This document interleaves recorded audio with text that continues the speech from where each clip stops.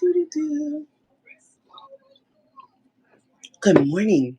We are back. Okay. So yesterday I was using my earphones and someone said the sound was muffled. So I'm going to use no equipment today and see how that sounds goes. Good morning, Anita, May, Chris. How are you? Um, if this sounds muffled, hi Emily. We're gonna try tomorrow another uh, bit of equipment because it's important that you can hear me. So this morning we are discussing individualism and the myth therein, right? It's 100 days of community. Today is day 2, and this series, this idea is intended to make us rethink what community is. I think underneath supremacy culture, we have all been taught, community in ways of belonging in things, right? Like, oh, I belong to this church member, this church community, or I'm in this running group, and those are things that we have in common with each other if in fact we're doing that, but that's not necessarily community, right? So that's what the hopes of this 100 days of community is for. And inside of supremacy culture, and I'm pulling up some of my notes here. Oh, thank you for the hearts. If you're new to my work, because sometimes I forget that I'm on a different platform, and either way, you still may not know. But if you are new to my work, my foundation of it are these 15 pillars of supremacy culture. And the reason why I call it supremacy culture is because when I began this work, I really realized how many people would just say white supremacy, white supremacy. And that is absolutely an important part.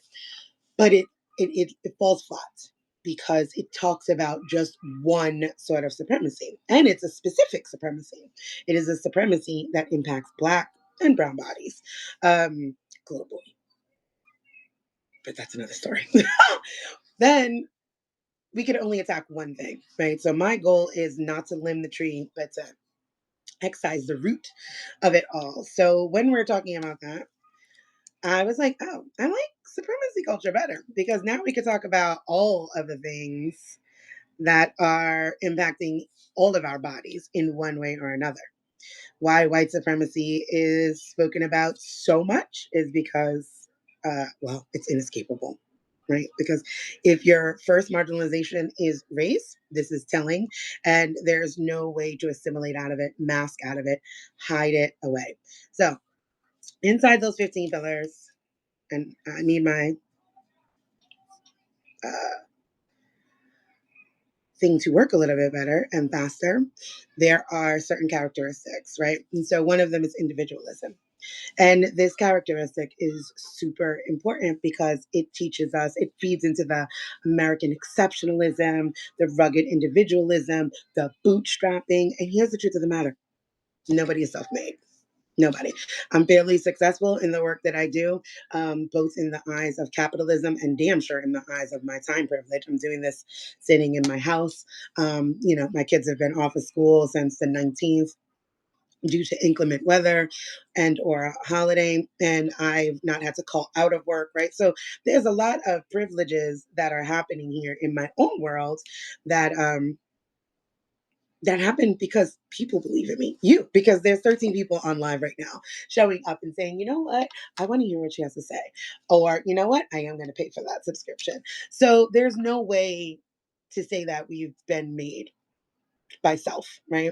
And that gets lost inside of supremacy culture. And if you want to learn more about those 15 pillars of supremacy culture, you just go on. And I have an ebook, and Desiree B. Stevens.bio. The ebook is Pay What You Can. Hey, good morning, Vix.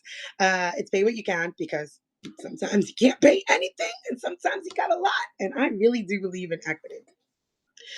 In that little ebook, you will see all of the pillars of supremacy culture along with prompts. Again, I am a journaler.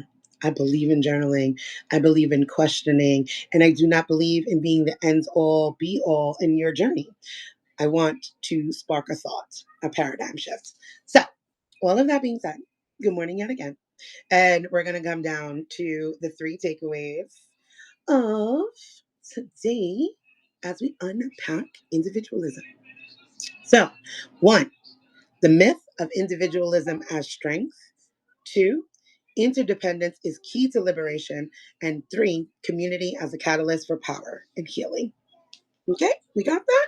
Don't worry about it. If you missed it or you're just joining, it will come in the video podcast and article after this. Yeah.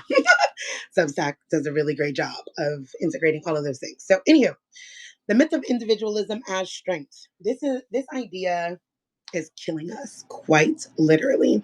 Then it's impacted by various things, right? Race. We always hear, "Oh, Black women, you're so strong and resilient," and we're like, we're tired. We're exhausted. But individualism as strength is bullshit. Let's just call it what it is. Supremacy culture teaches us to value independence and self reliance above all else, framing individualism as a symbol of strength. And in reality, this narrative is a tool of oppression designed to disconnect us from one another and prevent collective action. It isolates us, it controls us with systems of power, and it maintains the control by perpetuating inequity. Let me tell you. As an example, like I said, I'm home. I have 4 kids here. 4. One of them just woke up, and the 2.5-year-old is on the couch, right? I can't do this life alone. That is an impossible feat. This one is Shady Baby, Morgan. Say good morning. Okay. Go sort your life out. No. Oh, good hugs. Thank you for hugs.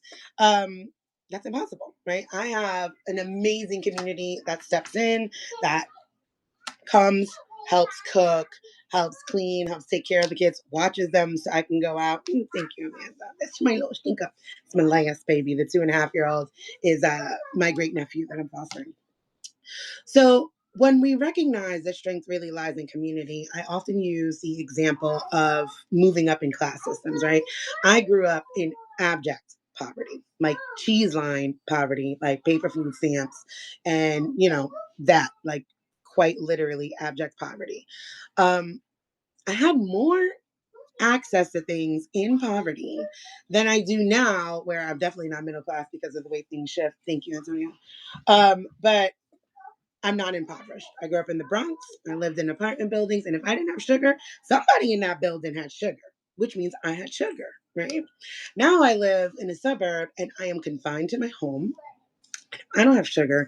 I need to have a few things: money for sugar, the ability to get to a store for sugar, hoping I don't live in a food desert where I, would not have a quick accessibility. Hi. Hi. No. I need y'all to go into Karen's room because mommy's working. Or you could play there quietly. Thank you. And then have the ability to get there in a car.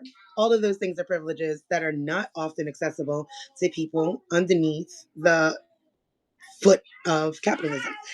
So when we're talking about it's a myth, right? Like they tell you, you're so strong. Look at how you are persevering in spite of. And, it could always be worse. It could always be better. It can always be better. And that is an important distinction. We're done. We're done. Go in Karen's room. I just need 15 more minutes. Bye. Good.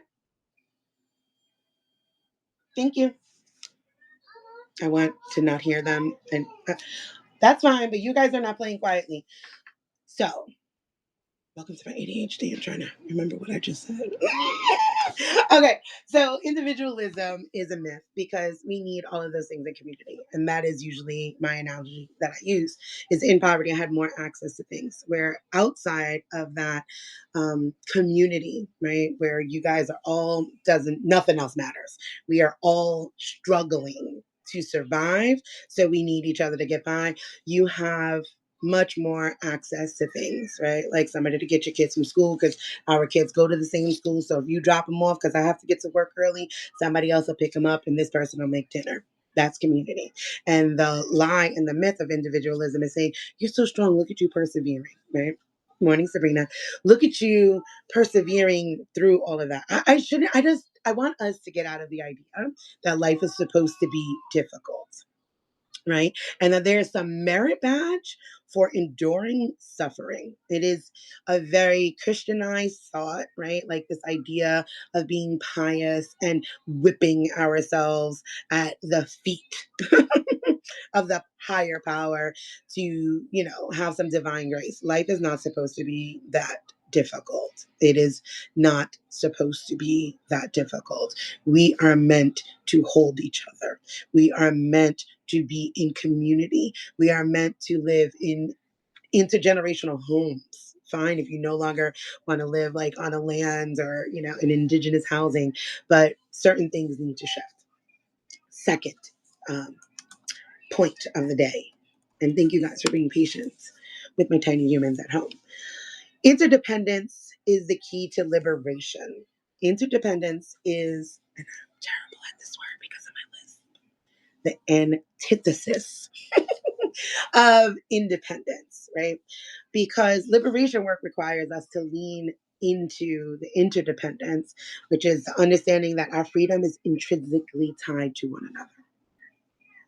What good is it if I'm able to be sitting at home having this conversation, but somebody else is outside trekking along in the snow up at 4 a.m. in the morning trying to catch two buses to get to a job that will barely pay their bills? Okay, great. I made it out of that. I want everybody out of that paradigm, right?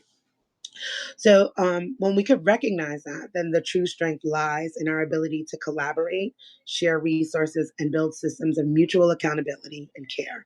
We are stronger together than we could ever be alone, right? I think many of us, read those children's fables and stories, and it's always about cooperative work. That's what it takes. Nobody can do this alone. You can't do the work of anti-racism alone. You can't do the work of anti-oppression alone. You can't parent alone. You can't be partnered alone. It's like we're not supposed to be alone. We're just not. We're not supposed to suffer alone. We're not supposed to be in joy alone. We are literally created for connection, right? When you remove the colonial project's idea of us as the humans lording over everything, we're supposed to be stewards in the way that Christianity says, like we are in control of the land. When you shift that narrative and you start thinking of it more as we are also nature, right? And you think of all of the networks, right? I live in Georgia. And I don't live very far from what used to be a plantation, like quite literally around the corner, which that's a whole other level of trauma that we can talk about another time. But I look at the trees there and all of them are interconnected. All of them. Right? We are learning about mycelium networks with mushrooms and everything. But we are all intrinsically connected. We are nature, right? Even if you want to go down to like the first mother is, an African woman or however you want to look at that, pre-Pangea, we are we are each other. In one form or another, we are connected. And that is something that needs to be thought about a lot more. In systems of capitalism and supremacy culture, yes, tree root networks. That's what we are, Mary. Like, literally. We're just like walking, talking trees. Like, I need you, you need me, and we need to cut out the things that are rotten and fell them. It's really just that simple. And when you look at it that way, you recognize the interdependence, right? Like, again, I would not exist if you guys did not show up. Obviously, I'd still exist as a person, but would I have impact? Would my life have, the legacy that I'm hoping to leave? And no, I actually need you the way you need me. It's a reciprocal relationship, right? And then when that resonates, that changes. You start looking at the people in your life, not as competition, because that is what supremacy culture sets us up for, but you start looking at them as collaborators. How can we collaborate? Katie says, how did you find community when you're surrounded by Republicans in your neighborhoods?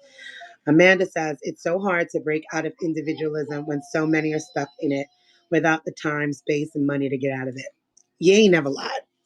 Let me answer the previous question. Guys, you came right back to being loud.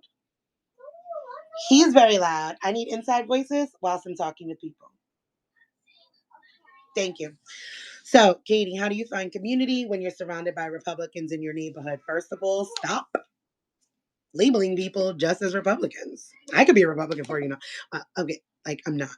I, I'm registered independent. Well, but here's some truth. When I was 18, I was a registered Republican because I grew up and white men were the ones in my family talking about politics. And in white families, you usually vote alongside the men in your family. So I would turn around and first say, stop doing that. Right? Like, stop labeling people. One label doesn't make anything better, and get curious. My theme of the year, and I'm telling my children, is get curious. Why are they Republicans? Why do they believe that they should be? What aligns with their beliefs, right? You're going to find that some people are outright bigots, outright racist, outright hateful, and those people you stay away from. But when you're creating community in neighborhoods where you may not necessarily feel safe, you start looking at people's core values. How do they live their life? You have to remember, as Black people, this entire country is a plantation. None of you are safe. That is a reality that you just have to accept. Every single time we take a chance to befriend white people, we are taking a chance on our lives. Because if it's not you, it's somebody in your family or someone in the history of your family, someone around you, someone you work with. That is the nature of white supremacy. So you have to really, there's a difference between an interpersonal relationship, you and me, and a systemic one, right? So I would say you really just start seeing, what are these people talking about? What's going on in their actual lives? How are they living their lives? And less about how they are voting. Because this is going to be and is much bigger than party lines. This is humanity, right? I don't give a damn about, I don't believe there should be a government. So Republican, Democrat, Independent, Libertarian matters not to me. What are you doing with your life? How are you treating other people? And what are you doing to dismantle these systems that oppress us all? That is how I base who's in my community with me, right? How do you handle conflict? What do you do in moments when you're angry, when you're frustrated? What do you believe in humanity as a person? I hope that that's helpful. Super happy to go anywhere else you'd like to go in conversation. To Amanda, it's so hard to break out of individualism when so many are stuck in it without the time, space, and money to get out of it. Yes, but that's where interdependence comes from. I'm not rolling in the bucks and I'm not independently wealthy by no stretch of the imagination, right? But community is wealth. I often say it. I say it all the time. So much so that on my Facebook, when people say it and tag me in it, community is truthfully wealth. Hey, inside voice. Or you guys can go in your room and be as loud as you want. There are options here. You could temper yourself here or go in the room. So if you don't have money to get out, collectively you do, right? Collectively you have time. Like, I'll give an example. I love to give personal examples. My kid's school let out early one time, right? And I was like, well, I have the ability to get my kids. Let me post in our parent square group me sort of thing. Would anybody else like me to pick up their kids? Like, I got a backyard, I got the time, and I'm not charging anyone, right? Like, throw them in the back of the truck. I live around the corner. Let's just go. That sort of thing. Then maybe a couple of those parents bring dinner. Like, wow, that was really awesome. Two parents can't bring dinner, they shoot me $20. So, like, in that communal way of being interdependent, we don't have five separate families paying for after school care or having to leave work early. And we have five separate families coming together as one, which one, I have the time, somebody else had the money, somebody else had the food, and all needs were met.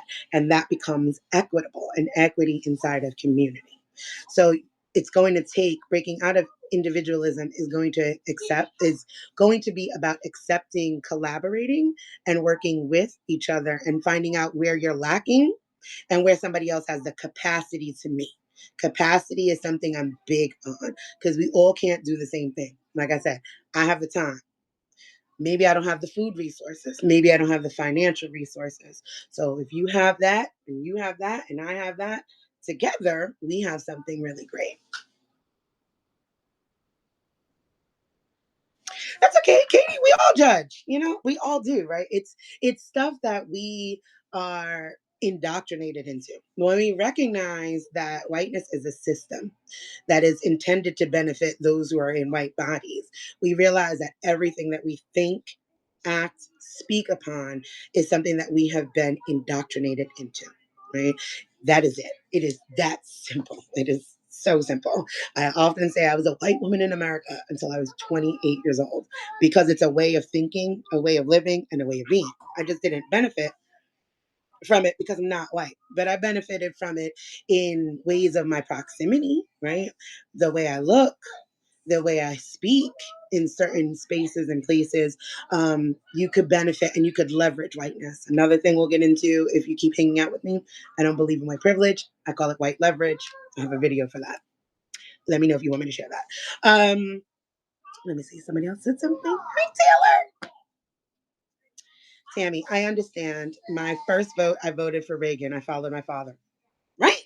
And to be honest, I mean, I don't know if I've ever changed that. I think I'm registered as an independent, but I'm not entirely sure. So if you look it up and Desiree B. Stevens is registered as a Republican, just know the backstory. I was 18, I'm 45 now.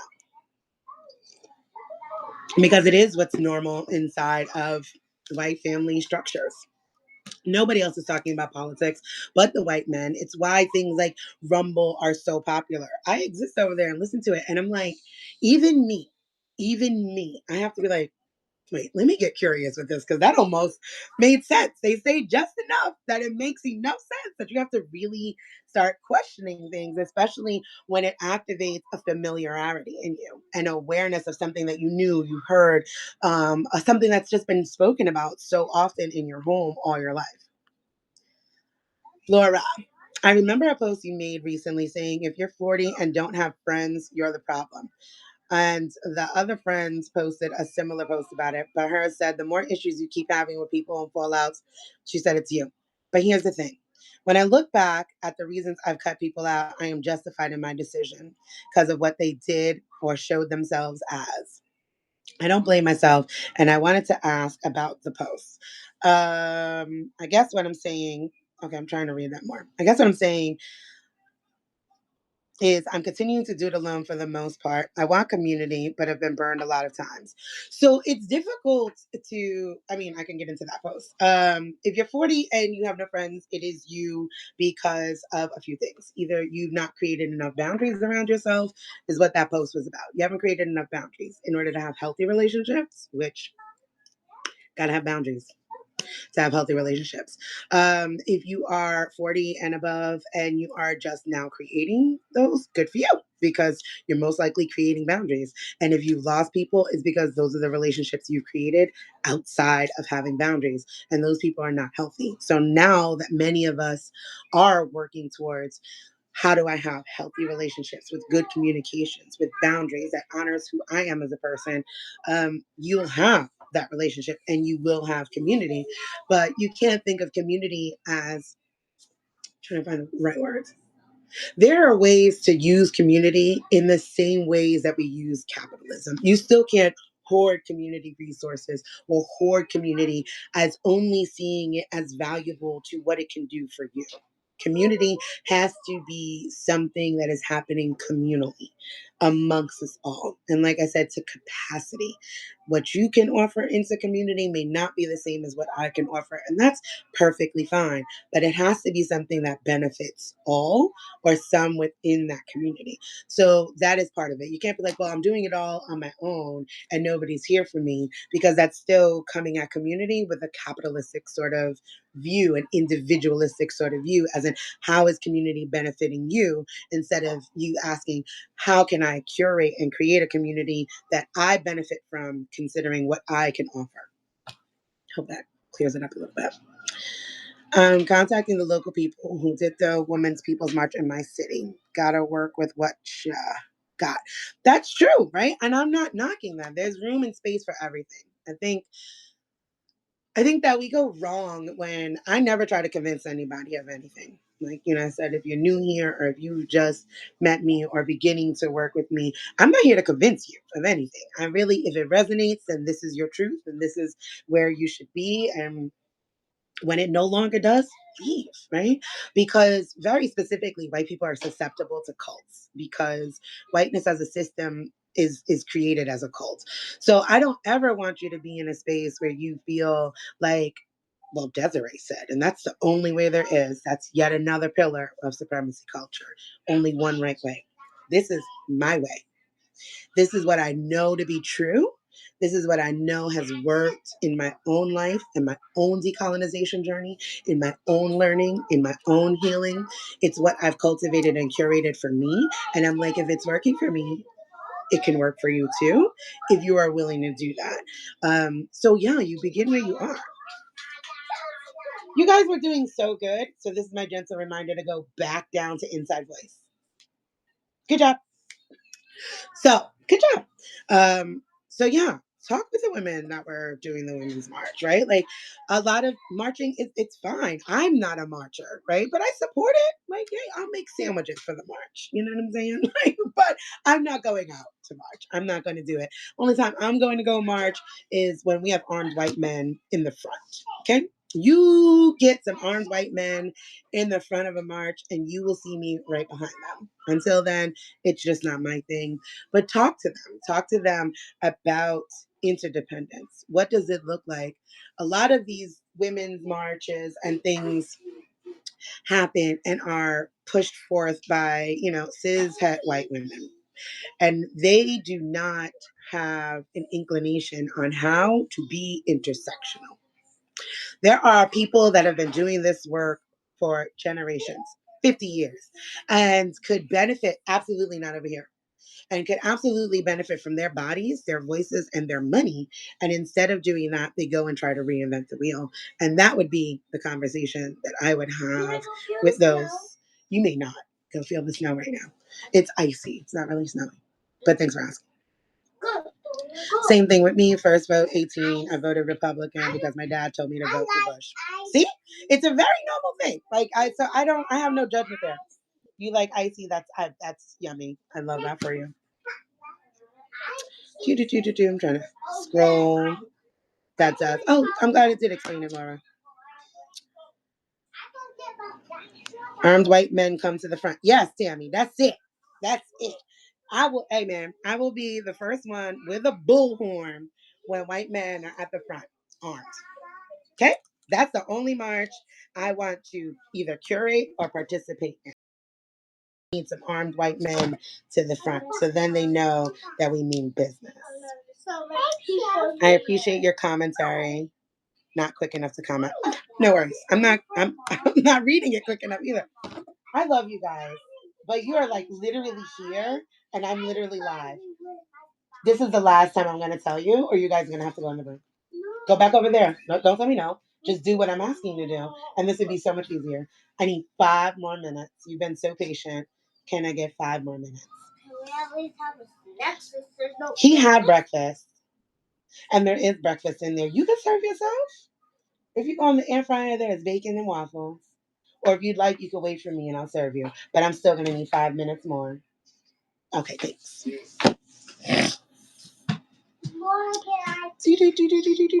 Desiree, I agree, but it's a matter of harnessing good white movement. Yeah, I agree with that. It is. I would stray away from using the good white movement because, again, there have been people that are doing this for the longest. And the way to harness that energy would be to push them to move those groups forward. Thanks for making. You're super welcome. Come on down. We got plenty of bacon. Sherry, we in the South. Okay, I'm a Southern mama now. Bacon is happening every day. So, yes, the momentum is necessary, right? But to the point of the interdependence being the key to liberation, it's much more important to take that momentum to places and spaces that have been doing the work, and that is community. That's collaboration. That's an interdependence. That's saying, hey, that's taking accountability. Just woke up to this. My bad. Here we are, though. We're here. We're loud. We got our marching shoes on. We got painting supplies. We got poster boards. We got hats, merch. What do we got to do? And pushing that forward instead of trying to do it on their own, right? That is still approaching collaborative work with an individualistic mindset. You could have a million people marching, but what you have is a million individuals. You do not have one community seeking an end to something. You have a million individuals out there screaming. And when they go home, instead of going back to the organizations that have built interdependence, that have been collaborating and pushing that momentum forward. So that's kind of where I land on that one. Point 3, community as a catalyst for power and healing. We kind of touched on that right there. Okay, wait, somebody said something. When you said someone will cook for your kids and come so you can go out, I haven't had it like that. So I felt like, wow, I'd love that. But the people who have done it on the past cross boundaries, and I did tell them how I felt. Well, I'm super glad that you, and that's why you're going to be creating those different kinds of relationships, right? Like,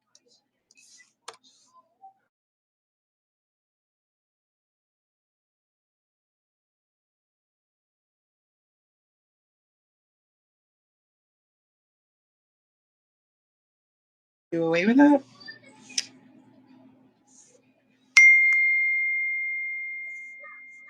Mm-mm. Okay.